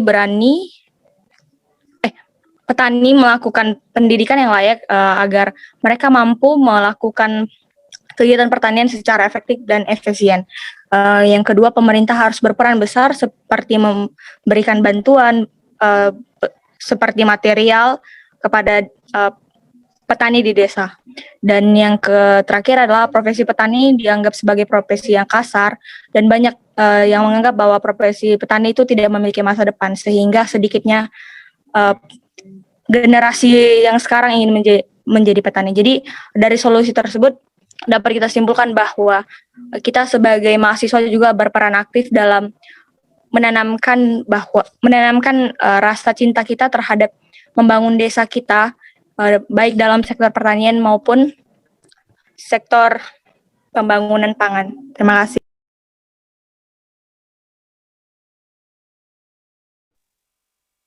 Baik, beri dong tepuk tangan untuk kita semua yang udah memaparkan, kepada teman-teman yang udah memaparkan hasil diskusi tadi di breakout room. Semuanya keren-keren ya teman-teman. Baiklah, selanjutnya kita akan mendengarkan tanggapan ataupun komentar daripada pemateri kita terkait dari pemaparan hasil diskusi oleh teman-teman di breakout room tadi. Baiklah, kepada Bang Rehan, dipersilakan Bang untuk memberikan tanggapan. Baik, terima kasih.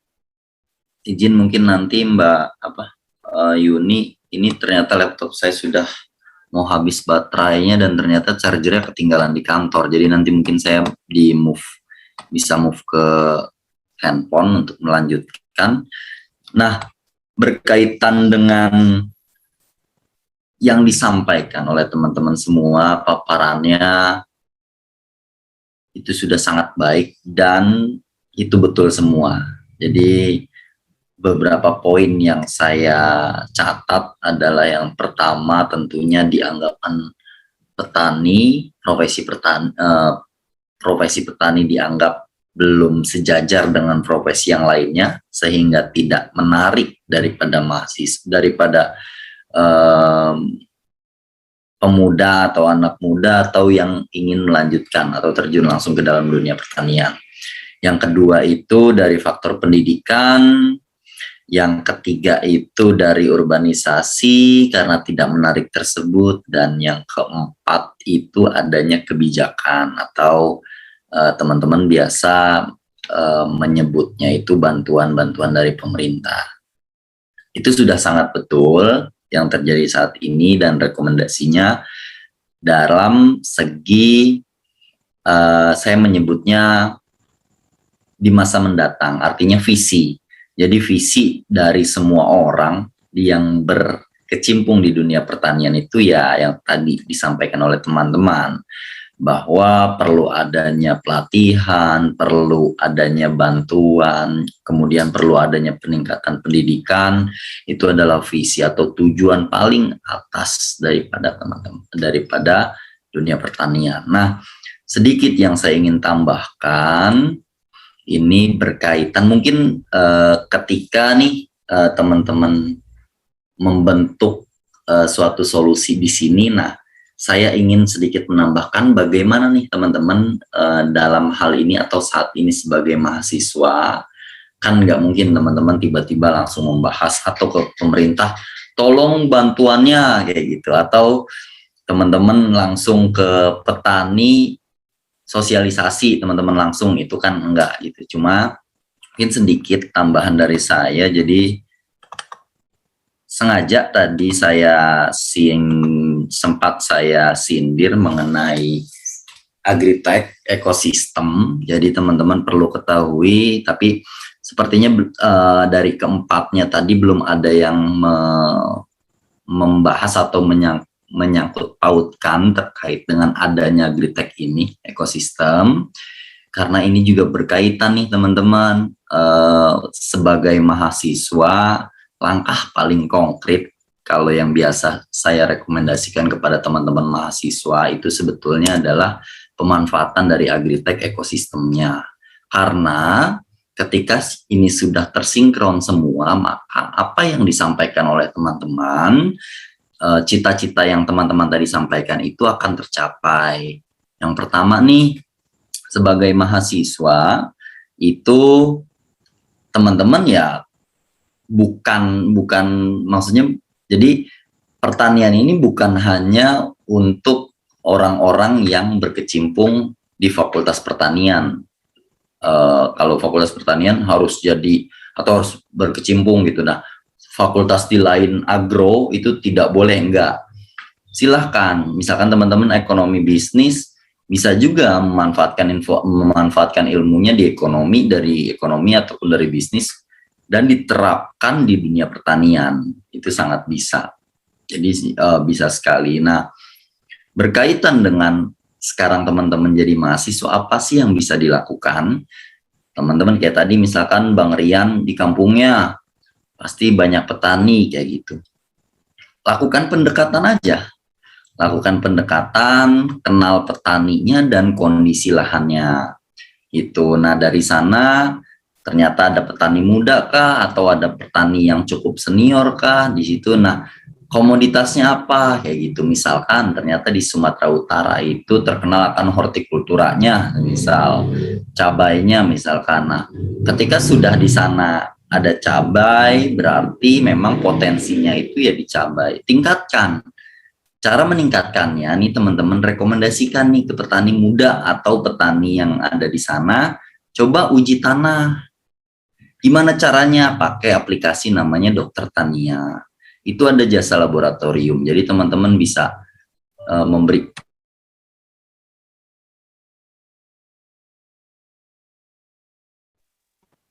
Mungkin seperti yang dibilang sama Abang tadi,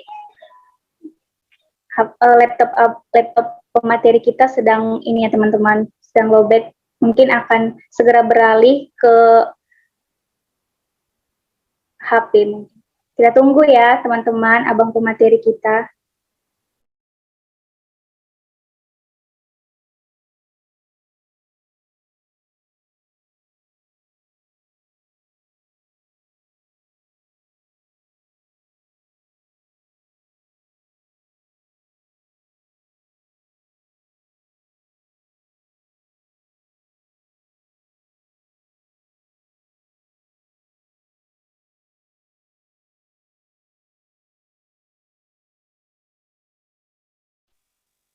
Sembari menunggu pemateri. Halo Bang. Bang Rehannya udah bersama kita. Oh, oke. Ya, halo, sorry ya teman-teman ya. Ini juga kayaknya materinya tidak sempat dimasukkan ke HP, tapi mudah-mudahan saya bisa menjelaskannya. Jadi dari yang tadi saya sampaikan, kedengeran ya suaranya ya? Kedengaran Bang? Ya, oke. Jadi yang tadi saya sampaikan itu terkait dengan uji tanahnya, semisal. Nah, teman-teman sebagai mahasiswa datang aja ke petaninya gitu. Pak, ini udah diuji tanah belum? Cobalah diuji tanah dulu, kayak gitu. Kirim melalui aplikasi Dokter Tania yang saya maksud. Jadi pemanfaatan teknologinya di situ. Dia hanya 100.000 kok, setahu saya 100.000 bayarnya, dan dikasih tahu nanti hasilnya berikut dengan rekomendasinya. Tanah itu nanti akan ada kekurangan, misalkan unsur haranya berarti harus dikasih pupuk A, atau misalkan tanahnya ini ternyata asam berarti harus dikasih kapur. Petani mengerti kalau udah masuk ke situ, cuma petani tidak mengerti tanahnya itu butuh apa, itu yang tidak mengerti petani. Itu jadi pakai Dokter Tania semisal. Oke, ketika sudah masalahnya sudah ada, itu untuk petani-petani, tanahnya sudah oke. Lanjut, misal kaitannya dengan permodalan. Oh iya, ada modal kayak gitu. Nemuin saya nggak ada modalnya gitu. Nah, mahasiswa itu sangat bisa untuk merekomendasikan P2P lending, iGrow, kerjasama dengan Tanifan kayak gitu. Jadi ada bagi hasil dengan petani, kerjasama dengan petani. Itulah gunanya teman-teman sebagai mahasiswa yang dibutuhkan oleh petani saat ini. Jadi menghubungkan antara petani dengan agritek yang ada gitu, Tanihub,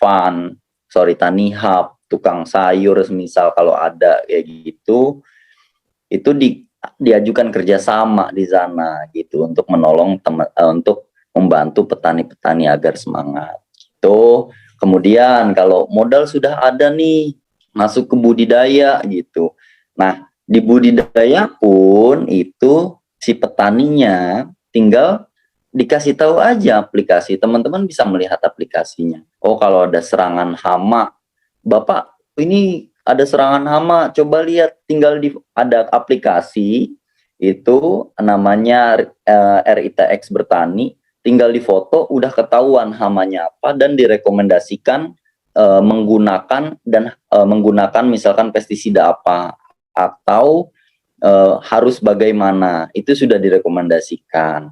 Jadi petani tidak bingung harus ngapain semisal untuk menjaga tanamannya seperti itu misal.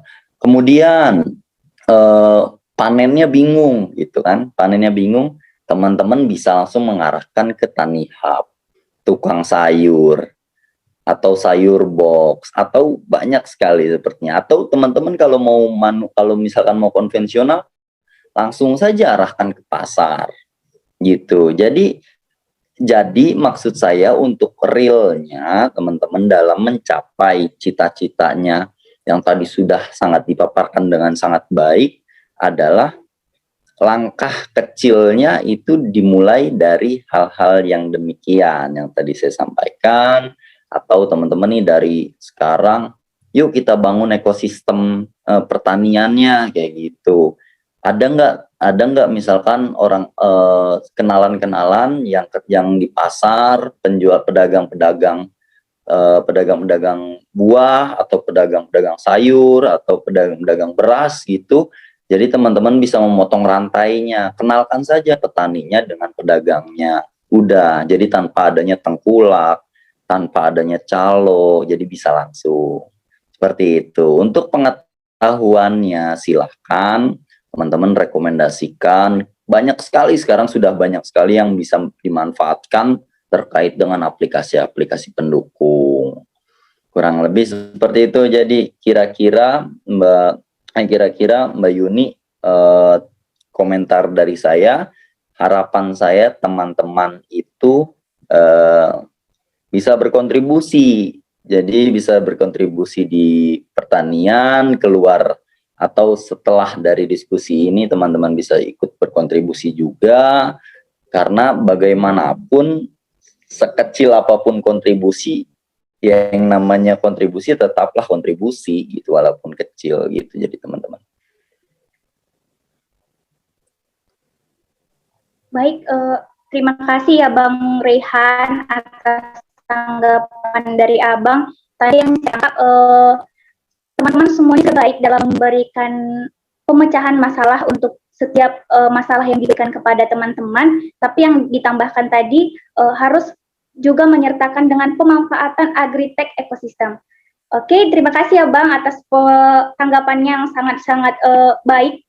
Kemudian selanjutnya kita akan membuka sesi tanya jawab, tetapi teman-teman berhubung waktu kita sudah sedikit larut ya, jadi moderator hanya menerima satu orang penanya. Jadi untuk teman-teman yang ingin bertanya, langsung saja segera on mic, karena kita akan mengadakan sesi tanya jawab. Kepada teman-teman yang ingin bertanya, dipersilakan.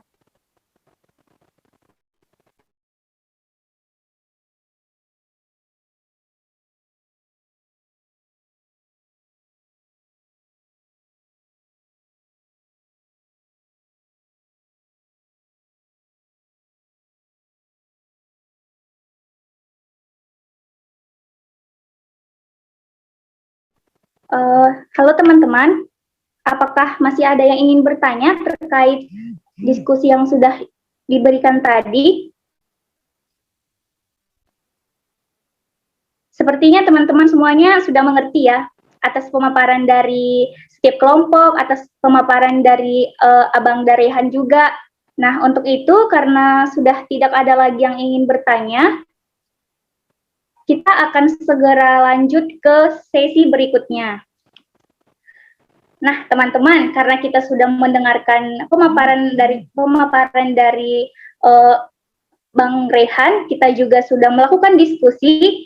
Sekarang kita akan mendengarkan closing statement oleh pemateri kita, Bang Rehan. Halo Bang Rehan, silakan Bang memberikan closing statement-nya untuk kita semua yang ada di room ini. Baik, terima kasih. Kembali saya ucapkan terima kasih kepada teman-teman yang sudah meluangkan waktu, kepada panitia juga, Bang Rian, Mbak Tasya, dan Mbak Yuni juga, teman-teman sekalian. Tidak banyak untuk closing statement dari saya, hanya saja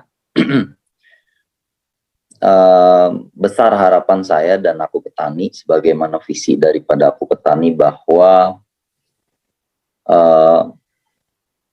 pertanian menjadi sesuatu yang sangat penting di Indonesia saat ini, dan kami sangat mengharapkan teman-teman juga ikut terlibat, berkontribusi, bukan luangkan waktu, aktualisasi diri dengan ilmunya masing-masing. Teman-teman dari bidang ekonomi bisa masuk ke dalam ekonomi pertanian, teman-teman yang fokus mungkin di konsentrasi bisnisnya bisa sekali untuk bisa terlibat dalam bisnis pertanian. Jadi harapan saya kepada teman-teman, ayo tularkan semangat untuk masuk ke bidang pertanian.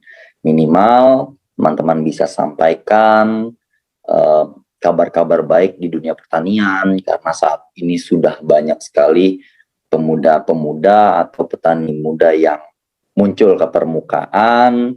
Sedikit banyak aku petani juga terlibat di dalamnya. Kita sudah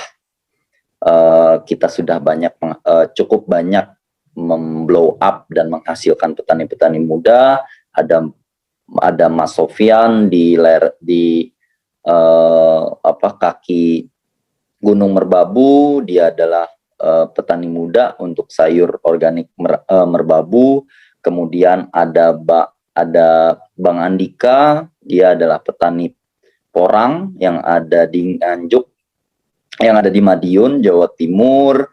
Kemudian kita juga ada di Sulawesi dan juga ada di Sumatera Selatan sebagai program yang akan kita jalankan di tahun 2002 awal tahun nanti. Nah, ayo saya mengajak lagi teman-teman untuk dari sini.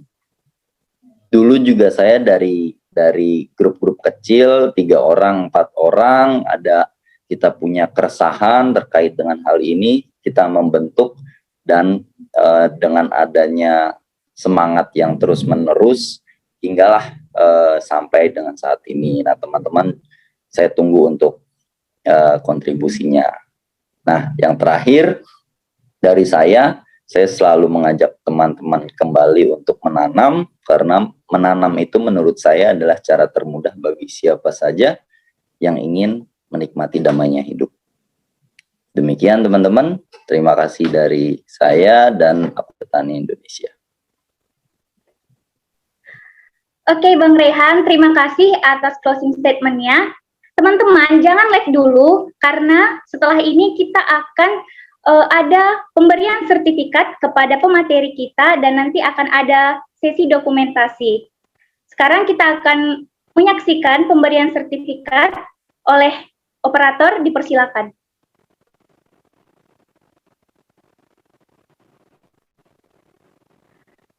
Baiklah, dengan hormat kami berikan sertifikat kepada pemateri Bang Rehan Danigara atas partisipasinya sudah menjadi pemateri di Focus Group Discussion yang diselenggarakan oleh Kampus Concern FEB USU dengan tema Indonesia Kehilangan Petani, Harus Berbuat Apa? Terima kasih Bang atas materi yang sudah disampaikannya. Inilah sertifikat yang bisa kami berikan kepada Abang. Sekali lagi kami ucapkan terima kasih. Baik teman-teman. Terima kasih Bang. Oke teman-teman, semuanya diharapkan untuk menghidupkan kamera karena kita akan mengadakan sesi foto bersama dengan Abang pemateri kita.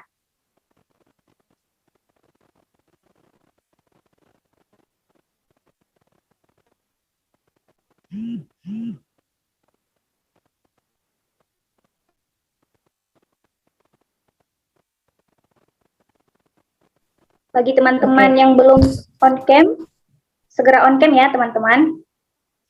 Oke, yang belum on cam, yuk buka kameranya biar aku pimpin dari sini ya teman-teman. Cindy, Josephine. Oke, aku hitung ya, agak gaya bebas dulu ya. 1, 2, 3. Oke, sekarang tangan kirinya itu bentuk huruf C.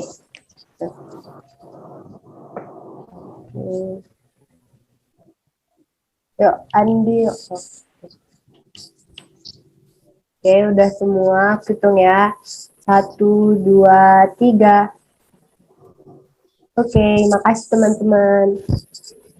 Oke, terima kasih Kak sudah mengambil foto bersama kita bersama Bang Rehan. Baik teman-teman, saya juga mengucapkan banyak terima kasih kepada teman-teman yang udah berhadir di diskusi kita malam hari ini. Sedikit banyaknya kesimpulan yang akan saya berikan ialah ada beberapa penyebab berkurangnya petani di Indonesia. Yang pertama itu berkurangnya minat pemuda karena dianggap bertani itu tidak menguntungkan. Ada juga kurangnya lahan pertanian karena sudah berubah menjadi lahan industri. Kemudian kurangnya sumber daya manusia yaitu petani dalam mengelola pertanian dan juga urbanisasi yang semakin meningkat. Nah, ini semua bisa kita atasi dengan Indonesia itu butuh pengembangan sumber daya manusia, teknologi, bantuan pemerintah, dan perubahan mindset di sektor pertanian. Supaya apa? Supaya semakin banyak yang mau bergabung dan berprofesi menjadi petani-petani modern masa kini. Dan tidak lupa dengan seperti yang dikatakan oleh Bang Rehan, pemanfaatan agritech ekosistem. Jadi, sekianlah kesimpulan yang bisa saya paparkan. Sekali lagi, saya ucapkan terima kasih kepada semua kita yang turut andil di forum Fokus Group Discussion pada malam hari ini. Jika ada kata yang salah, saya sebagai moderator meminta maaf yang sebesar-besarnya. Tetapi sebelum kita menutup Fokus Group Discussion kita akan berdoa terlebih dahulu. Mari teman-teman kita ambil sikap berdoa, kita berdoa. Tuhan Yesus, Bapa kami yang baik, sungguh Tuhan kami mengucapkan syukur kami, terima kasih yang kasih kami sebanyak-banyaknya kami ucapkan kepadamu, di mana atas penyertaan-Mu Bapa kepada kami, dari awal hingga selesai diskusi kami ini Tuhan, Engkau menyertai kami Bapa, Engkau memberikan setiap jaringan yang baik, Engkau mengizinkan pemaparan materi yang sangat baik oleh Abang pemateri kami, Bang Rehan. Tuhan, kami mendoakan beliau supaya Engkau selalu memberkatinya, apapun yang sedang dia kerjakan sekarang, kiranya Tuhanlah yang bekerja di dalam setiap perjalanan-perjalanan kehidupan dan karir yang sedang ditempuh oleh beliau. Demikian juga Tuhan, setiap kami mahasiswa, anak-anak-Mu yang ada di room ini, Tuhan, Tuhanlah yang memberkati kami, Tuhanlah yang menyertai setiap studi dan apapun yang kami lakukan, supaya kami bisa Bapa mempraktekkan apa yang kami terima, apa yang kami pelajari di bangku kuliah kami Bapak, untuk menjadi berkontribusi kepada masyarakat di sekitar kami, terlebih Tuhan kepada teman-teman kami, kepada orang tua kami yang kebanyakan adalah seorang petani. Ya Tuhan Yesus, kami menyerahkan seluruh pekerjaan kami ke dalam tangan Tuhan. Tuhanlah yang memberkati organisasi kampus konser juga Bapak, supaya semakin memuliakan nama-Mu. Tuhan Yesus, di atas segala permohonan kami, banyak dosa yang kami perbuat, ampunkan kami agar kami layak di hadapan-Mu. Terpuji termuliakan nama-Mu Bapa, melalui anak-Mu Tuhan Yesus kami berdoa dan mengucapkan syukur. Amin. Baik teman-teman, terima kasih sudah join di FGD kita. Ayo beri tepuk tangan online untuk kita semua. Terima kasih Bang Rehan. Thanks Bang Rehan. Terima kasih banyak Bang. Halo. Terima kasih Bang Terima Rehan. kasih. Sehat-sehat ya, sukses selalu. Siap Bang, siap. Amin. Oke Bang.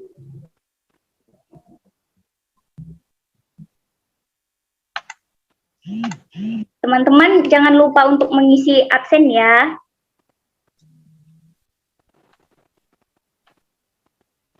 Oke.